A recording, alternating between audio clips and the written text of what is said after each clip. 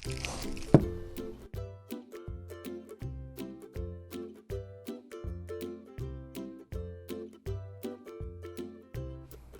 instructor in this video is Mark Y. Calabdan.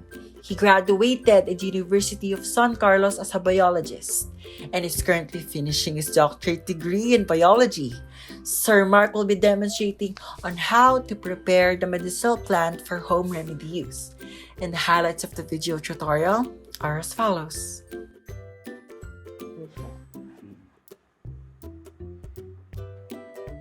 Okay, so moving forward, the next plant in question is your Tsaang Gubat, okay? Carmona retusa. Okay, there's only one approved protocol or home remedy preparation for Carmona retusa. It is through decoction. One major reason is that the typical habit of a plant is that it's a bit thorny and its leaves are a bit rough. Okay, it has very thick cuticle.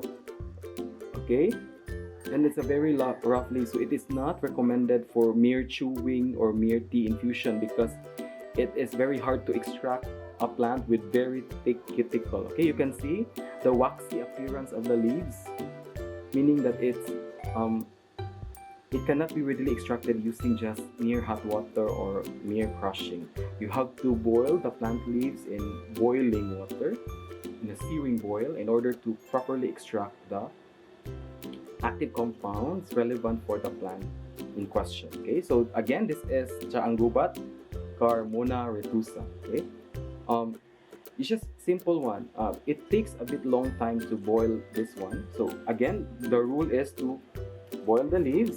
Okay, and then wait a bit of a time for the parts of the leaves to infuse its extract to the water.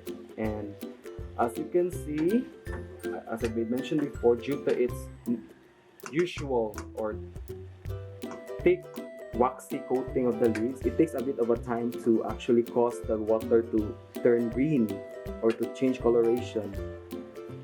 Okay, because it's a tough leaf to chew. Okay, so but the principle is just the same. It's just that it requires a little bit more time to properly extract the active compounds coming from the leaf. So I think this is okay now. As you can see, there's distinct coloration now.